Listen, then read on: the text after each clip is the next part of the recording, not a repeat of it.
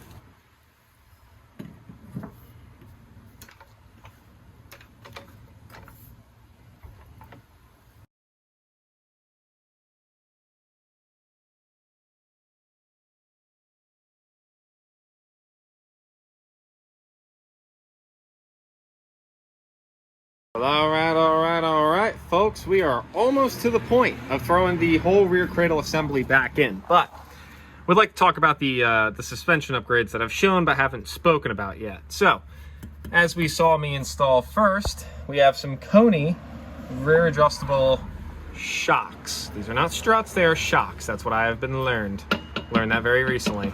I always thought they were the same thing, but they're not. So we have some rear adjustable Coneys. I got these for a killer deal and they're still in good shape. And then we have these bad boys, which are King lowering springs.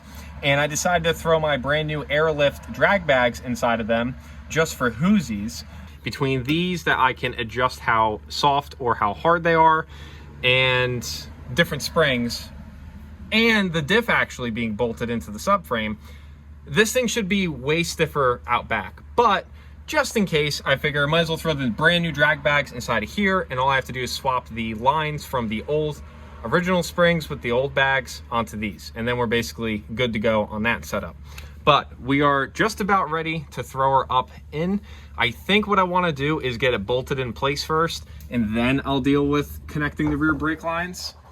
You can see right there. I have a feeling that those are going to be very fun to do, but I'd rather not connect them first. God forbid this, if I connect them right now and then God forbid this assembly drops, I don't want to mess up anything on the lines. So if I'm going to drop this rear cradle assembly, I'd rather drop it with nothing connected yet. But like I said, just got to swap the lines onto the new springs and bags. We should be good to go.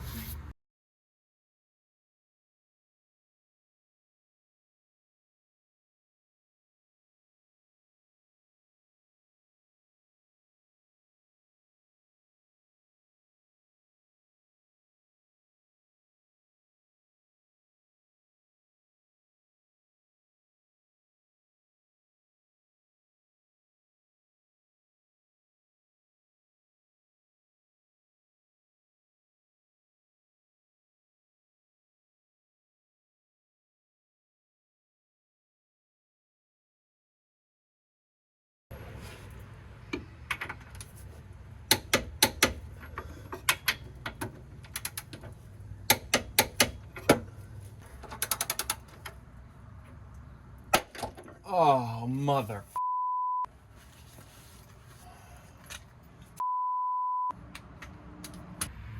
And honestly, it's kind of funny how much of a roller coaster of emotions this car is.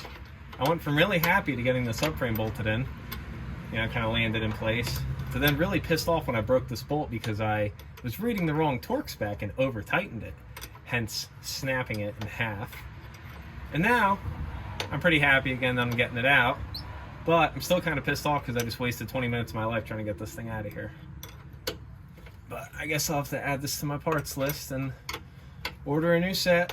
I was feeling like I should have gotten a new set of these, and I said, nah, that's fine. I don't need that.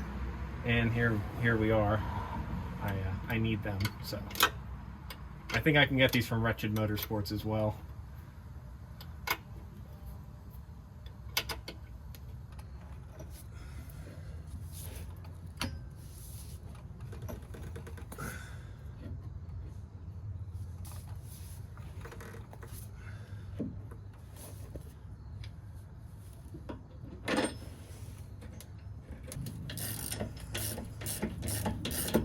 Alrighty guys, well, it is a new day now from when you last saw me. And I decided to go a little overkill last night. I didn't pick up the phone, I didn't record anything. I just had music playing and I just jammed this thing together. So, almost everything is done, except the front end. So I just took the 5 minutes to throw the exhaust on, which is still essentially a one piece up to the long tubes. So I bought 2.5-inch V bands to put right next to the diff. Oh. Right there to replace those clamps. I just don't feel like doing that right now. I figure that's a later date problem. So the exhaust is back in. Everything back here is tightened up. Everything looks pretty damn good, if you ask me. The only thing I have to do is tie up the ABS wires, or like the wheel speed sensor wires, which I'm not too worried about at this moment in time. But everything back here is wrapped up. We're good to go. Drag bag lines are ran and connected and all that jazz. So what I want to do is put the rear end of the car on the ground. Then we got to jack up the front end. We got to pop out these KYB struts with the OEM springs, and then use the death machine that I went and rented over here. For those who don't know, this is probably going to be the sketchiest thing I've ever done in my life. And we need to swap out the old OEM height springs up front.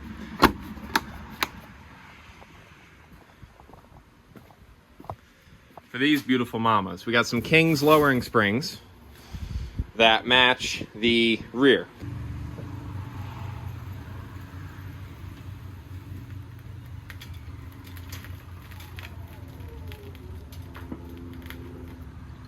Okay folks, I jumped a couple steps ahead and we have the old rubber soft line disconnected. Unfortunately, I do the same thing as the rears and I had to cut the original brake line because the original fittings so seized, nothing I could do, you know, heat, penetrating fluid, anything I tried, they just wanted to round off. So just ended up cutting them off. I ended up putting a new flare on this with a new fitting.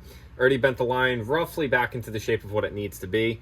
But now we can go ahead and this little top hat here, this guy here, that twists into the strut mount like so back here. We're going to leave that out though on the new line since we have to pull the struts anyways to do the springs. So we're not really working backwards here. We're kind of, you know, this job kind of works. So we'll take our banjo bolt out. I already loosened this. We'll pull our banjo out and make sure that the copper washer comes off of the caliper. The copper crush washer, I guess we could call it. So this one did not. Wow, this thing's got a lot of fluid in it. Look at that. This is going to be so fun bleeding these. Another great fun thing too that I'm so blessed with is the bleeders are stuck on these fronts. So I'm going to have a phenomenal time. All right. There's our crush washer that was on the caliper. All right, so now we're going to take our new stainless steel line with the new banjo bolt and 2 new copper crush washers. I'm going to just gently run this into the caliper. Kind of get the line hung. Our new mount that goes up yonder. So take this bolt out. I'll just get this thing roughly bolted into place. It's kind of like a placeholder.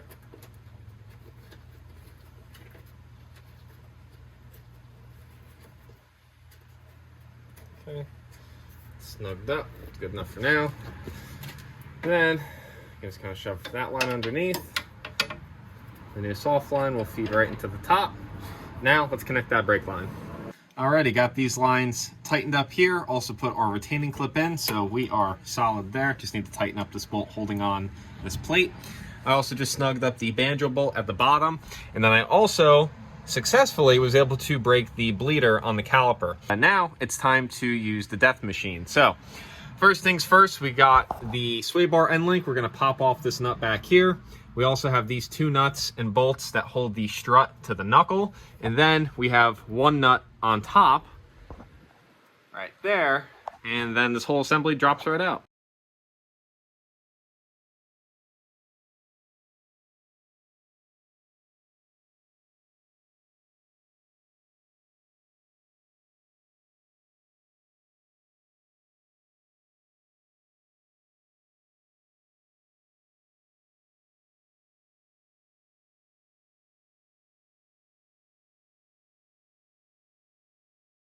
So now it is time to play Russian roulette with these sketchy ass things. So I went and rented these at AutoZone.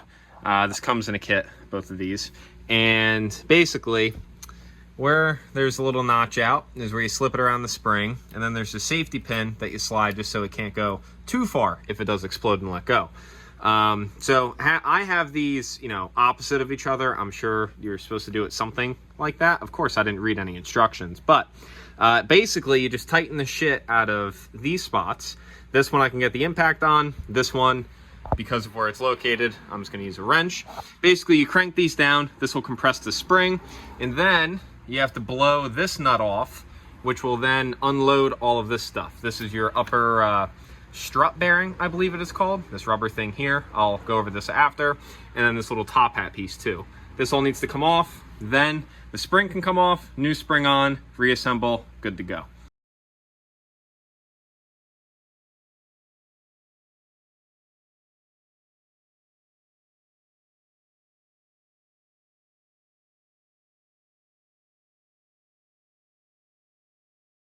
So the springs themselves are a little bit different of a height. You can see it's about 1 coil different up at the top.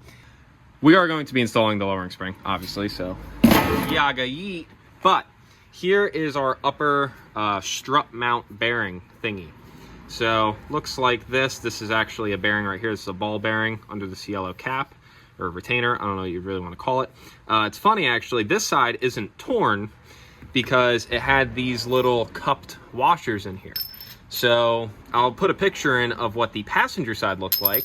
It's missing these, and I didn't know that these existed when I put it back together. So I am gonna have to pull the passenger side strut assembly again, take the spring back off, and add these cupped washers in. This bottom mount was actually torn, and kind of makes sense if it doesn't have the washer to help support it. And the washer actually grabs these little rubber nipples here, like so. Without these in place, you just have the strut itself essentially grabbing on this and being able to move it, wiggle it, and tear it. So that's that. And then this is the nut that retains all of that onto here. And then you feed this up through the strut tower on the car. And then you have your other nut and your donut on top, basically just to prevent it from falling out the bottom whenever you hit a bump. And then inside of this hat here, you have your, I believe this is the bump stop. And of course that is also torn on the passenger side, which we're going to ignore because I don't care to wait for more parts for this car. I just want to drive it again.